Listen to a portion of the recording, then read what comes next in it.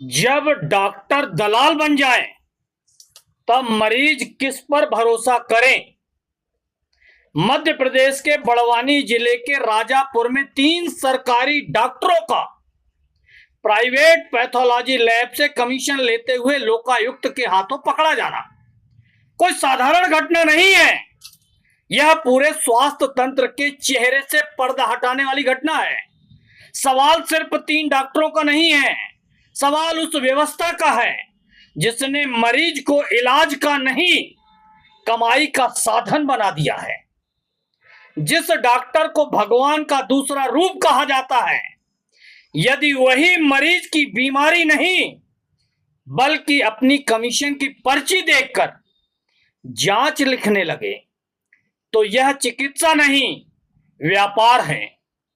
सरकारी अस्पताल में बैठा डॉक्टर जनता के टैक्स के पैसे से वेतन लेता है, लेकिन मरीज को निजी पैथोलॉजी में भेजकर उससे भी कमाई करता है।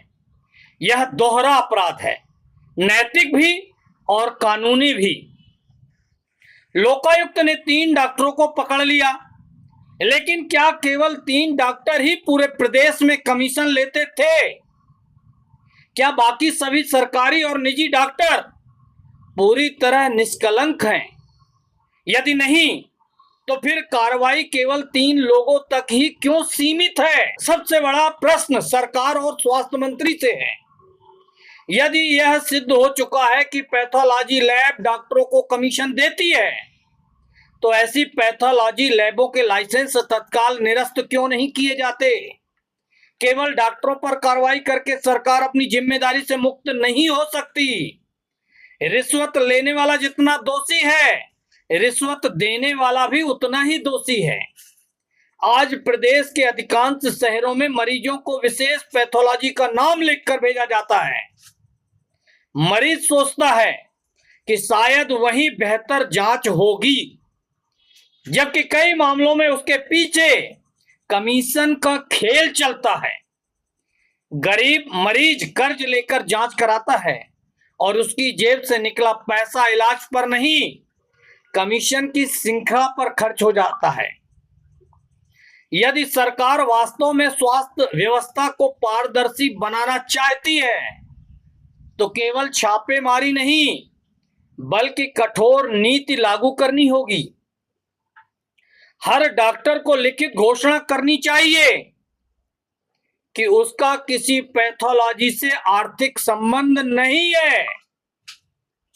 कमीशन लेते या देते पकड़े जाने पर डॉक्टर का पंजीकरण निलंबित किया जाए, संबंधित पैथोलॉजी का लाइसेंस तत्काल रद्द किया जाए।